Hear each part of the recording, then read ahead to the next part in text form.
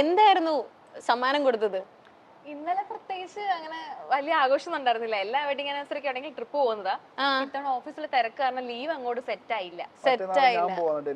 ഡൽഹിക്ക് പോവാണ്. ഒറ്റയ്ക്ക് പോവാണോ? ഒറ്റയ്ക്ക് പോവാണ്. വെഡിങ് ആനിവേഴ്സറിക്ക് ഒറ്റയ്ക്ക് പോകുന്നു. ചേച്ചി പ്രതികരിച്ചില്ലേ? അടുത്ത മാസം പ്ലാൻ ചെയ്തിട്ടുണ്ട്. അടുത്ത മാസം. അതുകൊണ്ട് ഞങ്ങൾക്ക് എല്ലാ വെഡിങ് ആനിവേഴ്സറിക്കും എവിടെയെങ്കിലും ട്രിപ്പ് പോവാറാണ് പതിവ്.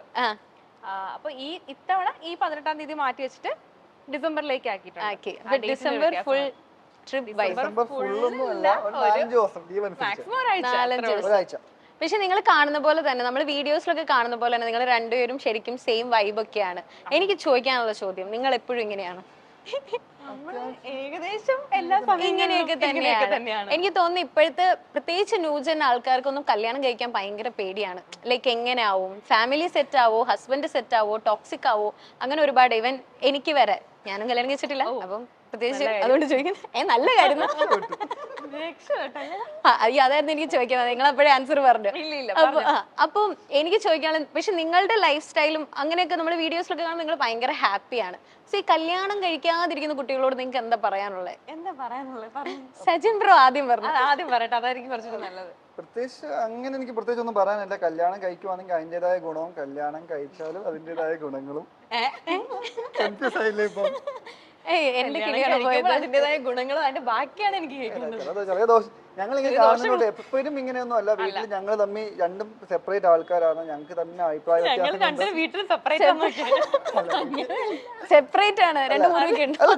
ഇവക്ക് ഇവളുടേതായ കാര്യങ്ങളുണ്ട്, എനിക്ക് എന്റേതായ കാര്യങ്ങളുണ്ട്. ഇവളുടെ എന്റെ കാര്യത്തിൽ ഇടപെടാൻ നിൽക്കാറില്ല, ഞാൻ അവളുടെ കാര്യത്തിൽ ഇടപെടാൻ നിൽക്കാറില്ല. എന്തെങ്കിലും അഭിപ്രായം ഉണ്ടെങ്കിൽ മാത്രം അങ്ങോട്ട് സംസാരിച്ച് പോവുള്ളൂ.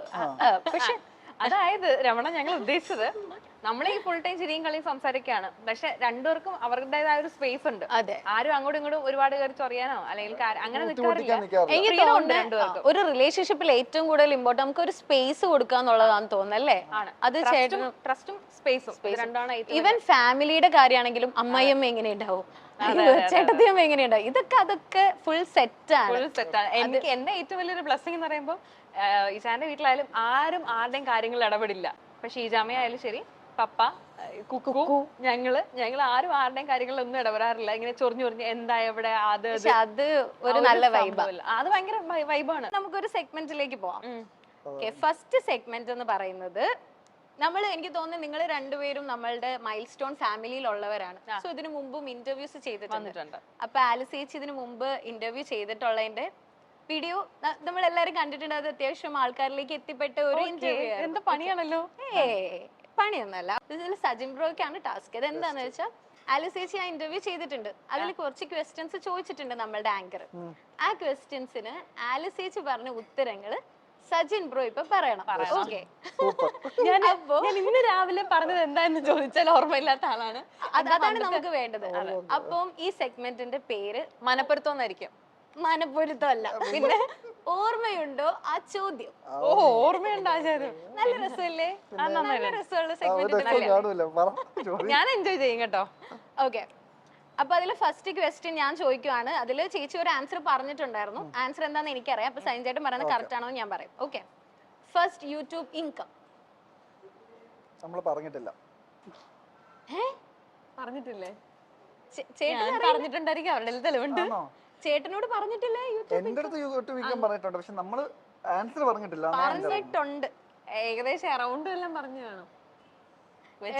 അറൗണ്ട് അല്ല, കറക്റ്റ് ആയിട്ട് പറഞ്ഞിട്ടുണ്ട്. കറക്റ്റ്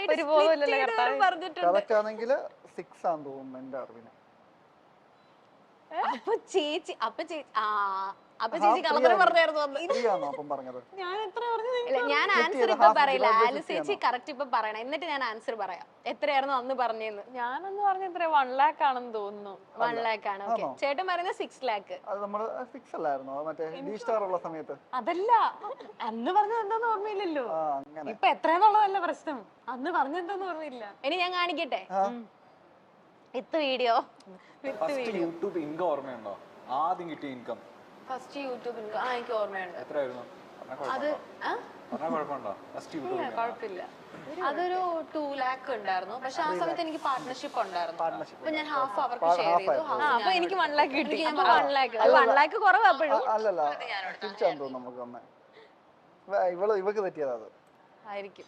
ആണോ? അപ്പൊ ശരിക്കും എത്രയായിരുന്നു എനിക്ക് ഫസ്റ്റ്? ഓർമ്മയില്ല. 3 ഫസ്റ്റ് വർഷമായി. ഇൻകം കിട്ടുന്നതെന്ന് വെച്ചാൽ 3 മാസം കഴിഞ്ഞിട്ടായിരുന്നു കിട്ടിക്കൊണ്ടത്. നമുക്ക് അപ്പൊ പാർട്ണർഷിപ്പ് ഉണ്ടായിരുന്നല്ലോ.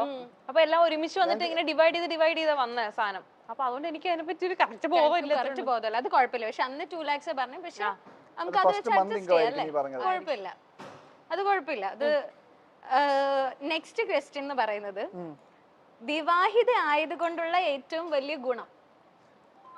അത് നമ്മൾ ഇച്ചിരി മുമ്പ് കൂടി പറഞ്ഞു. എന്റെ ഏറ്റവും ബെസ്റ്റ് ക്ലൂ ആട്ടോ അത്. ചേച്ചിയല്ല, ചേട്ടൻ പറയാം. സജിൻ ബ്രോ പറയാം. ഫ്രീഡം ആണോ ഉദ്ദേശിച്ചത്? നീ വീട്ടുകാരുടെ അടുത്തുനിന്ന് കിട്ടാത്ത സാധനം. ആ കറക്റ്റ് ആണ്. അതൊന്ന് ഹൈലൈറ്റ് അത് കാണിക്കട്ടെ. നമ്മള് വീട്ടുകാരുടെ അടുത്ത് കിട്ടാത്ത സാധനം. അത് ചേച്ചി പക്ഷെ അങ്ങനെ പറഞ്ഞിട്ടുണ്ടായിരുന്നു ലാസ്റ്റ് ഇന്റർവ്യൂല്. എനിക്ക് ഓർമ്മയുണ്ട്. എന്റെ പേരൻസ് ഒന്നും എനിക്ക് അത്രയും ഫ്രീഡം തന്നിട്ടില്ല. ബട്ട് ഇവിടെ എനിക്ക് ആഫ്റ്റർ മാരേജ് കിട്ടിയ ഏറ്റവും വലിയ ഇത് ഫ്രീഡം. അത് തന്നെയാണ്. ഞാൻ അതുകൊണ്ടാണ് ആ ക്വസ്റ്റ്യൻ മനഃപൂർവ്വം ചോദിക്കാതെ. അത് കാണിക്കണോ? എനിക്ക് ഓർമ്മയുണ്ട്. എന്തിനാ ഇടക്കിടക്ക് വീണ്ടും വീണ്ടും കാണുന്ന എന്തിനാ? ഇവളുടെ അമ്മ ഒന്ന് കണ്ടാ മതിയായിരുന്നു കറക്റ്റ് ആയിട്ട്. സോ നെക്സ്റ്റ് വൺ, സിനിമയിൽ ഏത് കഥാപാത്രം കണ്ടിട്ടാണ് ഈ ക്യാരക്ടർ എനിക്ക് ചെയ്യണം എന്ന് തോന്നിയത്? ഞാൻ അത് ആലിസ് ചേച്ചിനോട് നമ്മുടെ ആങ്കർ ചോദിച്ച ക്വസ്റ്റ്യൻ ആയിരുന്നു. അതിന് ആലിസ് ചേച്ചി ഒരു ക്യാരക്ടറിന്റെ പേര് കറക്റ്റ് ആയിട്ട് പറയുകയും ചെയ്തായിരുന്നു. എനിക്ക് ആ ക്യാരക്ടർ ഓർമ്മയില്ല. പക്ഷെ ഇപ്പോഴത്തെ ആണെങ്കിൽ ഒരു മറ്റേ വിൻസിയുടെ ക്യാരക്ടർ ആണ് ഉദ്ദേശിച്ചത്. ഇപ്പോഴും അല്ല, അപ്പോഴും അത് ആണോ പറഞ്ഞേ? ജനഗണമനയിലെ വിൻസിയുടെ ക്യാരക്ടർ. അത് പക്ഷെ കറക്റ്റ് ആണ് കേട്ടോ. ലൈക്ക് അങ്ങനത്തെ ക്യാരക്ടേഴ്സ് ഒക്കെ ചെയ്യാൻ ഞാൻ ആദ്യമായിട്ട് തിയേറ്ററിൽ പോയിരുന്ന ഒരു സിനിമ കണ്ടപ്പോ എനിക്ക് എന്നെ ബിഗ് സ്ക്രീനിൽ കാണണമെന്ന് ആഗ്രഹം തോന്നിയത് ആ ഒരു ക്യാരക്ടർ കണ്ടപ്പോഴാണ്. ഞാൻ എനിക്ക് തോന്നുന്നു ഇന്നലെയാണെന്ന് തോന്നുന്നു. ഇന്നലെ ഞങ്ങൾ ഇതിനെ പറ്റി ഇങ്ങനെ പറഞ്ഞിരുന്നു. ആണല്ലേ, ഒരു സ്ട്രോങ് ഭയങ്കര സ്ട്രോങ് ആയിട്ടുള്ള നമുക്ക് ഒരു ഗൂസ് ബംസ് വരുന്ന ഒരു ക്യാരക്ടറാണ്. ആ ക്യാരക്ടർ ഒക്കെ കിട്ടിയ അടിപൊളിയായിരിക്കും അല്ലേ? അപ്പൊ അത് കറക്റ്റ് ആൻസർ. ഒരു പോയിന്റ്. ഫിലിം സീരിയലുകളിലൂടെയും സ്റ്റാർ മാജിക് ഷോയിലൂടെയും എല്ലാ പ്രേക്ഷകർക്കും സുപരിചിതയായ നടിയാണ് ആലിസ് ക്രിസ്റ്റി. യൂട്യൂബിലും ഇൻസ്റ്റഗ്രാമിലും സജീവയായ നടി തന്റെ കുടുംബവിശേഷങ്ങളും യാത്രകളും ഫുഡ് വീഡിയോകളും ഒക്കെയാണ് അവിടെ പങ്കുവയ്ക്കാറുള്ളത്. എന്നാൽ വ്യത്യസ്തമായ സ്കിൻ കെയർ വീഡിയോകളുമായി താരം എത്താറുമുണ്ട്. കുറഞ്ഞത് 3 കുഞ്ഞുങ്ങളെങ്കിലും വേണമെന്നാണ് തന്റെ ആഗ്രഹം എന്നാണ് ആലീസ് പലപ്പോഴും പറയാറുള്ളത്. കല്യാണമോ അത്തരത്തിലുള്ള വിശേഷങ്ങളോ വന്നാൽ മക്കളും മരുമക്കളും കൊച്ചുമക്കളും എല്ലാമായി വലിയൊരു കുടുംബം വേണമെന്നാണ് ആഗ്രഹം. ഇത്രയും കുട്ടികൾ വേണമെന്നുള്ളത് കൊണ്ട് പരിപാടികൾ തുടങ്ങിക്കഴിഞ്ഞാൽ പിന്നെ നിർത്തത്തില്ല. വച്ചടി കയറ്റുമായിരിക്കും ഒരുമിച്ച്. ഒറ്റ സ്ട്രെച്ചിലായിരിക്കും. ആ ഒരു സ്ട്രെച്ചിലേക്ക് എത്താനുള്ള സമയമാണ് ഞങ്ങൾ എടുത്തുകൊണ്ടിരിക്കുന്നത്.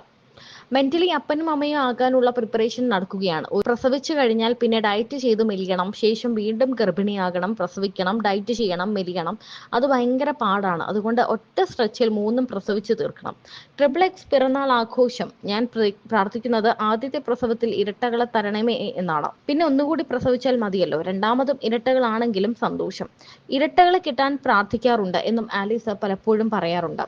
ആലീസ് തിരുവനന്തപുരം സ്വദേശിയാണ്. സീരിയലും TV ഷോകളും എല്ലാം മിനി സ്ക്രീനിൽ സജീവമായതിനാൽ ഭർത്താവുമായി എറണാകുളത്ത് സെറ്റിൽഡാണ് ഇപ്പോൾ ആലീസ്. ഇരുവരുടെയും വീട്ടുകാർ നിശ്ചയിച്ചുറപ്പിച്ച വിവാഹമായിരുന്നു. കൂടുതൽ ആസ്വദിച്ചു തുടങ്ങിയത് വിവാഹശേഷമാണെന്നാണ് ആലീസ് പറയാറുള്ളത്. കരിയർ ബിൽഡ് ചെയ്യാൻ ആലീസിന് ഏറ്റവും കൂടുതൽ പ്രചോദനം നൽകുന്നതും സജിനാണ്.